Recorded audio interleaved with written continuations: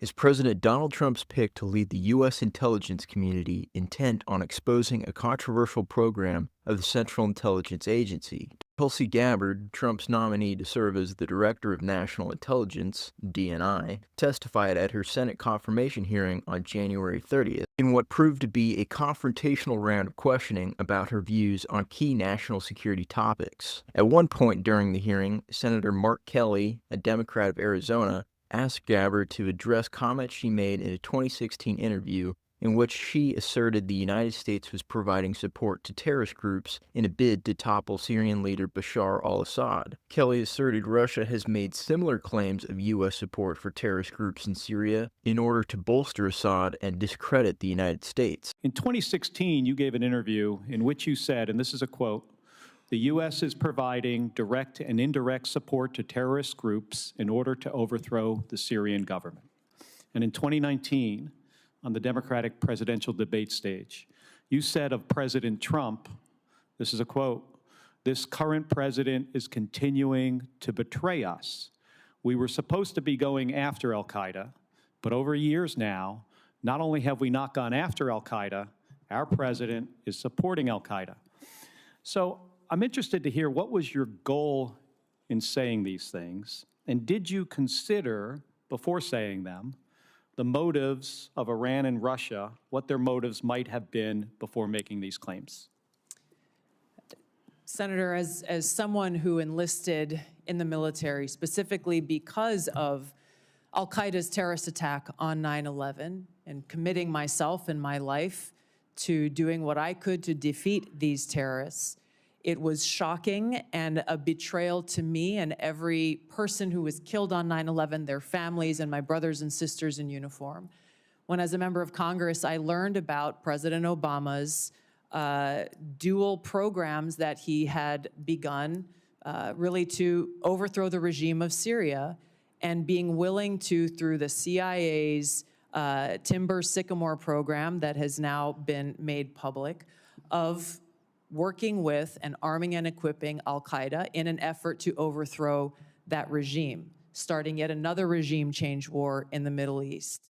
Timber Sycamore, the CIA program Gabbard mentioned, was an operation to funnel weapons into Syria to arm rebel forces against Assad. The U.S. government has acknowledged few details about the program. Much of what's known about the CIA operation has instead come out from reporting in 2016 and 2017 by the New York Times and the Washington Post. These reports indicated Timber Sycamore saw the U.S. government both arm and train Syrian rebels against Assad. U.S. actors would primarily train these rebel factions across the border from Syria in Jordan. The program reportedly provided these rebels with rifles, mortars, rocket-propelled grenades, tow anti-tank guided missiles, night vision goggles, and pickup trucks. The program became a cause for concern amid indications the weapons the U.S. government was providing for anti-Assad rebels were ending up in black markets. In other cases, reports indicated many of the same rebel groups that the U.S. government was training and equipping were closely linked with al-Nusra Front, which is al-Qaeda's Syrian offshoot.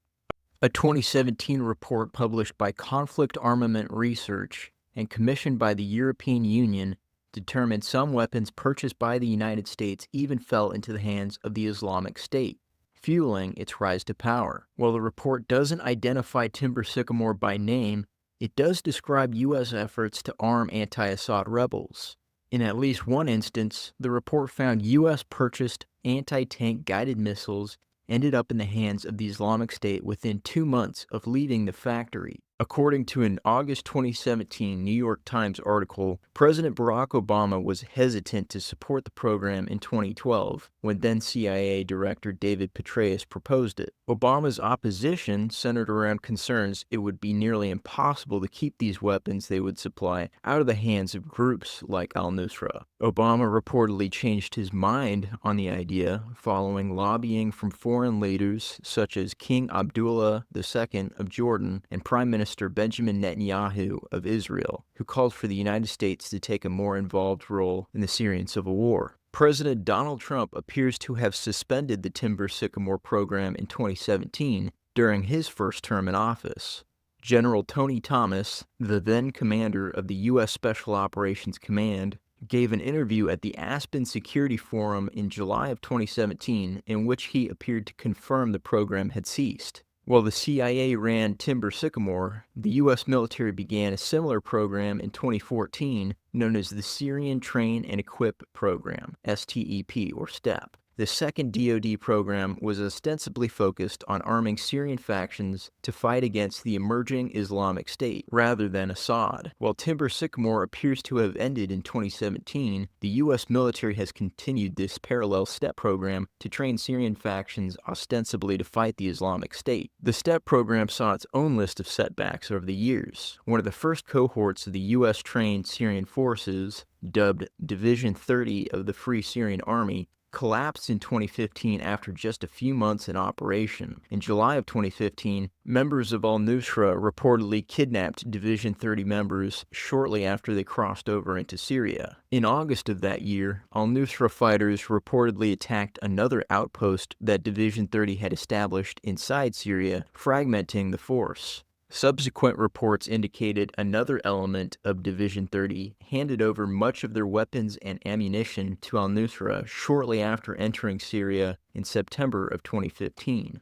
Another setback in the STEP program came when 3 U.S. Special Forces soldiers were killed in an insider attack at the King Faisal Air Base in Jordan in November of 2016. Those U.S. forces were in Jordan as part of the effort to train up anti-Islamic State forces. The shooter was a Jordanian soldier assigned to the base. In 2017, the U.S. military publicly cut ties with one of the anti-Islamic State factions that it had trained through the STEP program after the group, known as Shahada al-Qaratain, began pursuing Assad regime targets rather than fighting the Islamic State. Much about what happened with the STEP program after Trump's first term is still unclear. But some reporting suggests the forces being trained to fight the Islamic State were quietly reoriented to the anti-Assad mission. On December 18, 2024, The Telegraph reported U.S. forces notified and helped coordinate STEP program trainees to take part in the recent offensive that drove Assad from power. A leader of one such U.S.-trained group,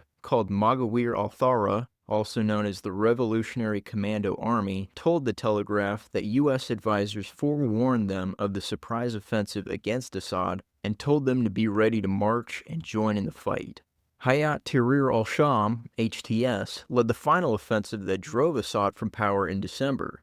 HTS formed as a reorganization of al-Nusra, which was al-Qaeda's Syrian wing, and HTS remains designated by the U.S. government as a foreign terrorist organization. Despite this terror group designation, President Joe Biden's administration publicly took an aloof approach to HTS after the group toppled the Assad government. They even retracted a $10 million bounty against the group's leader, Ahmed al-Sharaa.